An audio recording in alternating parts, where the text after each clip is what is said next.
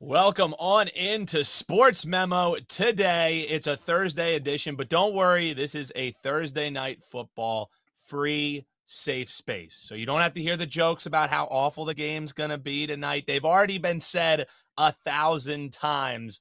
Man, that total is low. Man, that line flipped real quick. But don't worry, because we got Ronald Cabang coming on here, and he's talking NFL, but not that dreck that's going to be on your sets tonight. We're talking a game coming up this weekend. We're talking college football and NBA right around the corner. There is no one at Sports Memo you want to ride with more on the NBA than my man Ronald Cabang, a.k.a. You Capper. Man, it is great to see you. Always love having you come on. I love your approach using the analytics. You're a watcher too, so you love using the spots, you love using the eyes, and all of that approach leaves you with a terrific bankroll gain. You see to the side of me, the last 2 years in NBA, plus 112 units, and this year's gonna be even better. Ronald, how are we doing, man? Thanks for coming on here on Thursday, brother. Yeah, I'm feeling good. I know you talked about Thursday night football. I do have a play on Thursday night football. It's going to be a crazy game. But we'll see how it goes. I'm seeing the NFL board pretty well right now at 7-1 in the last 8 games.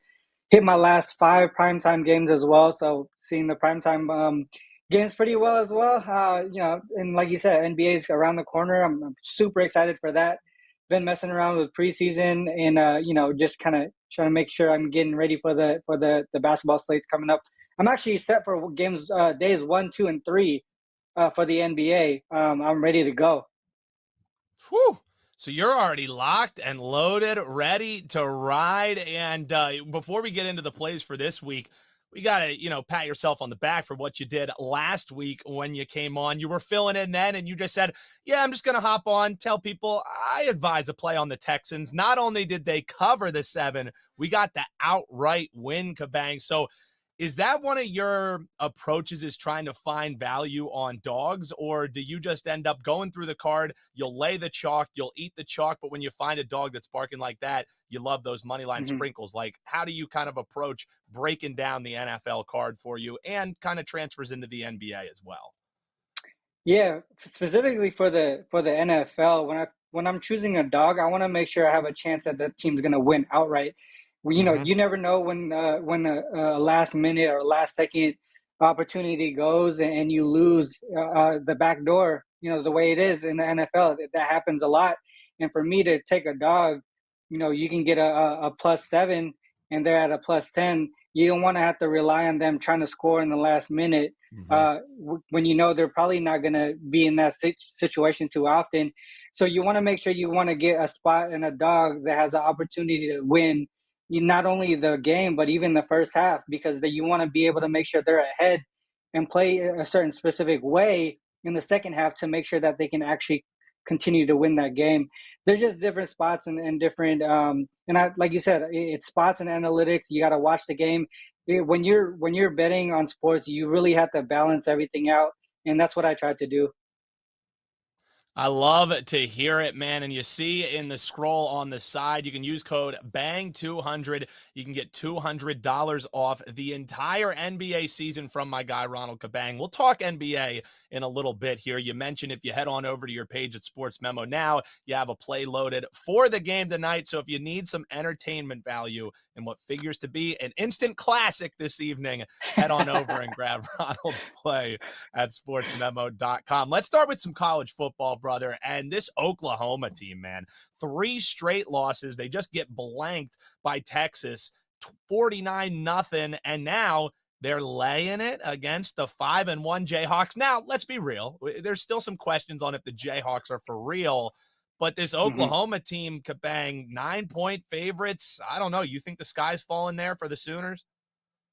Like you mentioned, man, they lost 3 in a row. They got blanked 49-0 last week to Texas. Kansas, they're the 19th ranked team in the nation, and they're underdogs to an unranked team that lost, like you said, 3 in a row, 49-0 last week. Oklahoma started the season ranked ninth in the nation. They were as low as sixth in the nation before these 3 losses. And I think one thing to notice about college football, or at least what I've noticed, is that the bounce back theory, the things that we look at in the NBA and in the NFL with the bounce back theory, doesn't work as well as it does in certain situations in college football versus the pros. These kids they're young. Mentally, it takes a lot for them to bounce back from losses like this, especially coming from a school like Oklahoma, who's really used to being on the other side of these beatdowns, right? So they take a huge loss like that.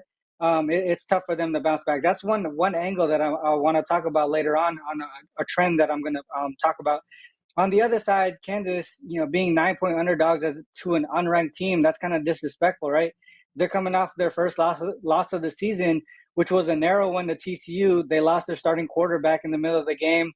But unlike Oklahoma's situation, this is one that Kansas can bounce back from. I know missing Daniels is a big component, but Jason Bean, he came in looking very comfortable, running the offense. He did throw for 4 touchdowns, but also a pick and a fumble. But with a whole week of preparation for a new game, hopefully he limits those turnovers and put them in position to win this one outright. Like I said, Bean has, this offense, I think they're going to be able to move against Oklahoma's defense. I think they're going to be able to move the ball against Oklahoma's defense. Oklahoma's allowed 41, 55, and 49 in the last 3 games. I can see Kansas. I feel like they could win this one outright. But obviously, taking the points is a way to go. And if you guys know me, I'm a big trends guy. I'm here, and here's a trend to support this play. Since 2018, teams who went scoreless in their previous game and are now favored by 13 points or less, they're 6-17 straight up, 3-19-1 against the spread. So that's saying to fade Oklahoma and take Kansas. So looking towards Kansas, you think we can maybe get another outright dog? We'll find out. +9 going to be the official play here, but we'll have to circle back because we're going to be having Ronald on the show on Tuesday. He'll be your $2 Tuesday handicapper coming up next week. So always 3 o'clock Eastern, or excuse me, 2:30 Eastern. Where do you want to be? You want to be watching Sports Memo Today. Let's swing it over to the NFL. We mentioned you might be looking at dogs, but you're not afraid to be chomping on some chalk either. Let's talk this Bengals and Saints game. Here's the thing about this Bengals team is they were some questionable coaching decisions away from pulling a primetime upset against Baltimore. So now the Bengals have to continue this road trip they're on. They stay on the road. Now they're facing the Saints, who God knows who's going to be playing quarterback for them. 2.5 was what you sent in. I'm looking at the Wager Talk Live odds screen. We're down to 2. We're down to 1.5. So I know you want to make a case for the Bengals, but first I'll ask you, with over 70% of the money on Cincinnati, but the line kind of moving towards the Saints, is that kind of reverse line movement worry you at all, or you think it might just be a smokescreen? How are you betting this game?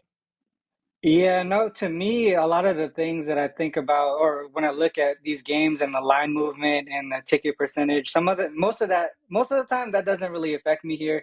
To me, if I'm on a side and the line's going the opposite way, that's just giving me more value, right? Cincinnati, 2.5 point favorites on the road, or they were 2.5 points favorites on the road against New Orleans Saints. Both teams are 2-3. If you look at the opponents they face, you just mentioned the game against the Ravens. Both, like, all 3 losses for the Bengals, they've been by 3 points or less. So they've been competing in games. On the opposite side, the Saints, their wins are against teams who don't play defense, Falcons and the Seahawks. I think the Saints' offensive numbers are pretty misleading because of that fact, right? The Falcons 26 in the average total yards allowed per game. Vikings are 23rd. Seahawks are dead last. So their offensive numbers are going to look pretty good when they face teams like that. To me, I think that they're gonna struggle against this Bengals defense. They're top 10, to me, a top 10 team defense in the league right now. They limited the Ravens last week to just 19 points. That's more than 8 points below their season average. I think record-wise, Bengals know they aren't where they need to be. So they got to get these wins where they can. I don't think the Bengals will be looking ahead to the Falcons at all next week. So that's going to be out the window. Another thing to mention, Saints play on Thursday. They play like 3 days later. So they're not going to have a lot of rest between games. If the Bengals can manage a lead early in this game, this could be a situation where the Saints hold back a little bit and say, hey, I don't want to get too gassed for Thursday night. The rest of the way, Bengals could just take control of the game. I think, to me, regardless of what the line is, where the line is moving, the Bengals should be able to cover this pretty easily. Another trend, I'm a trends guy, like I said. Here's a trend to back this play. Since 2019, home dogs of 3 points or less and are playing in the next Thursday night football game, like the Saints are, they're 2-8-1 against the spread. So this trend is telling us to fade the Saints, take the Bengals. And a bonus, this also is 9-2 to the under. So if you want to look at the total as well, it's pointing to the under in that game as well. Yeah, and on the flagship show here on Wager Talk TV, where we're streaming live on alongside on SportsMemo TV. Welcome in to all the viewers. The flagship show Bet on It that just dropped last night. In the NBA edition and the college edition, there was a lot of talk about the math guys and the math guys saying, well, there's no such thing as a look ahead. I think traditional handicappers and math guys can all agree there's no such thing as a look ahead against the Atlanta Falcons. I think everybody can definitely agree that there is no such thing on that one. So looking towards the Bengals, saying, hey, this reverse line movement, not scaring me off of it. That's Ronald Cabang. Let's talk some NBA future market, because season's tipping off on Tuesday. My Sixers are going to be in action. We have some other marquee matchups, Sixers, Celtics I'm looking forward to. I'm hoping Ronald doesn't have a play on the Celtics coming up in that one, but you'll have to check out his page for that. But before we get into these plays, I just want to share, you see in the side scroll the whole units, but how about last year, the 2021-2022 season, up almost 45 units, just solely betting NBA if you're tailing Ronald Cabang's plays. The year prior, 81.35 units gained. So the last two seasons since being with SportsMemo, yeah, that's not too bad, being over 122 units of profit for your bankroll. NBA is my man Ronald's specialty, and you can use code BANG200. You don't just get a month. You don't just get 2 months. How about the entire NBA season through the finals? That's usually going to run you $700. Use the code BANG200. Chop $200 off of that, $499. And for you math guys out there that we were talking about, that's $2, just over $2 per day. Bang 200. Head to his page right now at SportsMemo, because if there's one guy you want to ride with in the NBA, it's the man sitting right to my side here. Let's talk some of these future market plays. Let's start with the Blazers, because last year, yikes, 27-55, man. I mean, do the Blazers finally turn it around? I think their win total is around 40. I think the official is what it listed at, 39.5, with some plus money to take back to the under. What do you think? The woes continue, or is it Dame time once again there in Portland? I don't know, man. You mentioned it. Just 27 wins last week. I think this squad did get better. There's no doubt about that. I just don't think they got 12 and a half games better this offseason. I think looking at how their preseason games have gone so far, I think one thing is going to remain the same for the Blazers. Their defense is going to struggle. They picked up guys like Gary Payton. You got Dave Mittens, right? They picked them up to help with that, but I don't think that's going to be enough. They still don't really have a low post presence on the defensive side of the ball, and you need that to complete like a defensive unit, like with Gary Payton on the squad. I think the other thing too is they have a good mix of veterans and youth. They do have Dame, who got he got that fat contract, and Anthony to step into that McCollum role that he left. Jeremy Grant, I feel like he's a nice offensive weapon. Shaden Sharp has also shown that he's capable of producing as a rookie this preseason. A lot of good things for this squad in the next couple of years. But for this season specifically, I think too many teams have improved just as much as they did, or even more in the West. I think them winning over 30 games, that's definitely doable. I just don't think the roster, the way it is now, will be good enough to win 39 and a half. A whole bunch of teams that were in the middle of the pack that won about 38, 40 games, they're going to go up. And then you got the Suns and squads like that are going to come down a little bit. And a lot of those teams are going to a lot of those wins are going to go somewhere.